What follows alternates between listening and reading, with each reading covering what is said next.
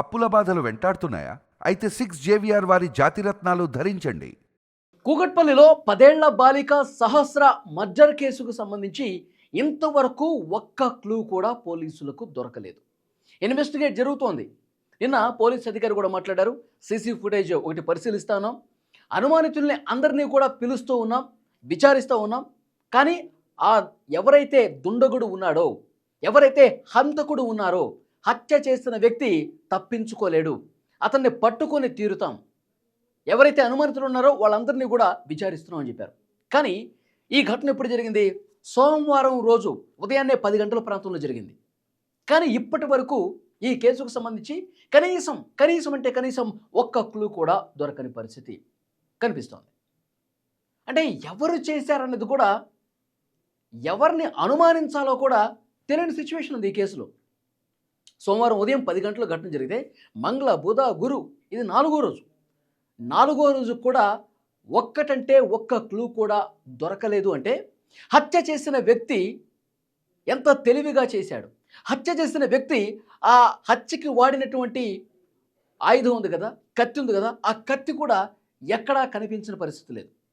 కనీసం అక్కడ forensic team వచ్చారు, ఆధారాలు కొన్ని వేలిముద్రలు తీసుకున్నామని చెప్పారు, అనుమానితులు కొంతమంది పిలిచారు, ఎక్కడా టాలీ అవ్వట్లేదు. ఎక్కడ కూడా ఆధారం దొరకకుండా ఒక చిన్నపాటి క్లూ కూడా దొరకని పరిస్థితి ఉంది. అంటే కనుక ఇదొక మిస్టరీగా మారిపోయిన పరిస్థితి ఉంది. పోలీసులు చెప్తా ఉన్నారు ఆ అపార్ట్మెంట్లో ఉన్న వాళ్ళే, ఎందుకంటే ఆ వీధి చివరన ఒక సీసీ కెమెరా ఉంది, ఆ సీసీ కెమెరాలో రికార్డ్ అయినటువంటి వాటిని మేము పరిశీలిస్తూ ఉన్నాం. కానీ ఉదయం 9 గంటల నుంచి మధ్యాహ్నం 1 గంట వరకు బయట వ్యక్తులు ఎవరు కూడా, ఒక కొత్త వ్యక్తి ఎవరు కూడా లోపలికి రాలేదు అని చెప్తున్నారు. మరి అపార్ట్మెంట్లో ఉన్న వాళ్ళే, కుటుంబ సభ్యులే, బాగా తెలిసిన వాళ్ళే ఈ హత్య చేశారన్నది పోలీసులు చెప్తూ ఉన్నారు. మరి ఇంత చెప్పిన పోలీసులు ఆ అపార్ట్మెంట్లో వాళ్ళే అయితే, అత్యంత సమీపంగా ఉండేవాళ్ళే అయితే ఎందుకు కనిపెట్టలేకపోతున్నారు? ఇది ఒక $1 మిలియన్ ప్రశ్నగా మిగిలిపోయింది.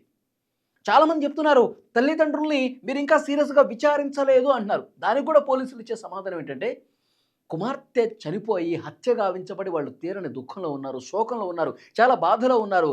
ఆ అమ్మాయి అంత్యక్రియలకు ఊరికి వెళ్ళారు, వస్తామని చెప్పారు. అక్కడ కార్యక్రమం పూర్తి అయితే వెంటనే రండి, విచారణకి మీరు హాజరుగా అవ్వాలి.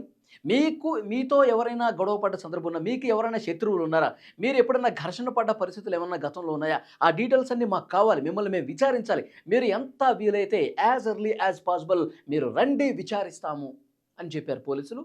వాళ్ళు ఇంకా ఊళ్ళోనే ఉన్నారు. మరి ఆ బాధలో ఉన్నారా, ఇంకా ఊళ్ళో 2 రోజులు ఉంటే కొద్దిగా మెంటల్గా కొంత స్టేబుల్ అవుతారన్న ఉద్దేశంతో ఊళ్ళో ఉన్నారా లేదు తెలియదు. కానీ ఇంతవరకు వాళ్ళు హైదరాబాద్కి రాలేదు. పోలీసులు సరే మీరు వచ్చినప్పుడే స్టేషన్కి వచ్చి ఒక్కసారి కలవండి అని చెప్పి పోలీసులు చెప్పారు. కానీ వాళ్ళు ఇంకా అక్కడే ఉన్నారు. చాలామంది చెప్తా ఉన్నారు, మీరు అందరు అనుమానితుల్ని ప్రశ్నిస్తూ ఉన్నారు, ఇంట్లో ఉన్న వాళ్ళని ఇంకా విచారించలేదు కదా, ఒక్కసారి ఇంట్లో వాళ్ళని కూడా విచారించి చూడండి సార్. అక్కడ ఉన్న వాళ్ళే చెప్తున్నారు, అపార్ట్మెంట్లో అద్దెకున్న వాళ్ళే చెప్తా ఉన్నారు. 2వ ఫ్లోర్లో ఆ ఒడిశా రాష్ట్రానికి సంబంధించిన సంజయ్ అన్నారు, అతన్ని పిలిచారు, కొన్ని గంటల పాటు విచారించారు, అతన్ని వదిలేశారు. అతని మీద ఫస్ట్ అనుమానం పెంచుకున్నారు. ఎందుకంటే అతను ఆవారగా తిరుగుతూ ఉంటాడంట, పెద్దగా పనిలోకి కూడా పోడు, 2వ ఫ్లోర్లో ఉన్నాడు. కొంత అనుమానం వ్యక్తం చేసి అతన్ని విచారించారు. కానీ ఏమీ లేదు, ఎలాంటి ఆధారాలు బయటపడలా. అందులో అద్దెకు ఉన్న వాళ్ళు ఎవరైతే ఉన్నారో అన్ని ఫ్యామిలీస్ని విచారించారు. తర్వాత తండ్రి మెకానిక్ షెడ్లో పనిచేస్తాడు, ఆ మెకానిక్ షెడ్లో అతని కింద పనిచేసేవాళ్ళు కావచ్చు, మెకానిక్ షెడ్కి తరచుగా వచ్చేవాళ్ళు కావచ్చు, వీళ్ళ కుటుంబంతో కూడా మాట్లాడే వాళ్ళు ఎవరైతే ఉన్నారో తండ్రి ఫ్రెండ్స్ కావచ్చు, బంధువులు కావచ్చు, వాళ్ళను కూడా విచారించారు. కానీ ఎక్కడ ఆధారం దొరకలా. ఈ తల్లి ఆసుపత్రిలో ల్యాబ్ టెక్నీషియన్గా పనిచేస్తుంది. ఆ ల్యాబ్ టెక్నీషియన్లో ఉన్నటువంటి ఆమె తోటి కొలీగ్స్ కావచ్చు, ఆ ఆసుపత్రిలో పనిచేసి ఈమె సన్నిహితంగా ఉండేవాళ్ళు కావచ్చు, వాళ్ళు కూడా విచారిస్తున్నారు. కానీ ఎక్కడ బయటకు రాని పరిస్థితుంది. తల్లిదండ్రుల ఫోన్ను చెక్ చేస్తూ ఉన్నారు. తల్లిదండ్రుల ఫోన్కు సంబంధించినటువంటి ఆ కాల్ రికార్డింగ్స్ ఏవైతే ఉన్నాయో, సోమవారం ఘటన జరిగితే అంతకుముందు 3-4 రోజులు ఫోన్ రికార్డుని పరిశీలిస్తూ ఉన్నారు. ఎవరికి ఫోన్ చేశారు, ఏం మాట్లాడారు, వీటి మీద కూడా దర్యాప్తు జరుగుతుంది. కానీ ఇంకా ఒక కొలిక్కి రాలేదు, ఒక్కటంటే ఒక్క ఆధారం కూడా దొరకని పరిస్థితి కనిపిస్తుంది. కానీ పోలీసులకే నిజంగా ఒక అంతు పట్టని విషయంగా కనిపిస్తోంది. మరి ఏం జరుగుంటుంది? ఆఖరిగా విచారించాల్సింది ఇంకా ఫ్యామిలీ మెంబర్స్ని, తల్లిదండ్రులనే విచారించాలి.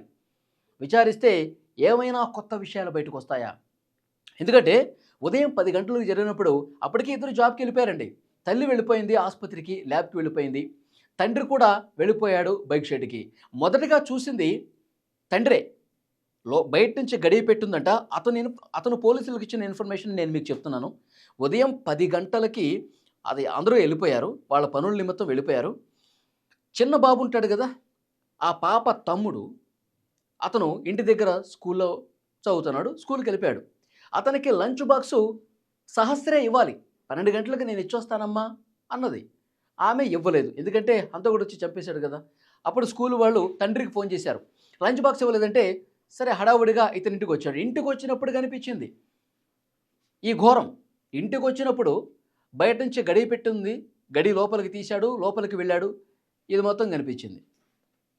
బెడ్ మీద రక్తపు మడుగులో పడి ఉన్న కూతుర్ని చూశాడు తండ్రి. తండ్రి ఇదంతా చెప్పాడు.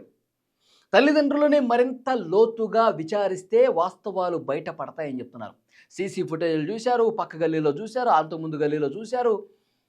ఇవన్నీ సీసీ ఫుటేజ్లు కొన్ని వందల విజువల్స్ చూసి పోలీసులకి ఏమీ అర్థం కాని పరిస్థితుంది.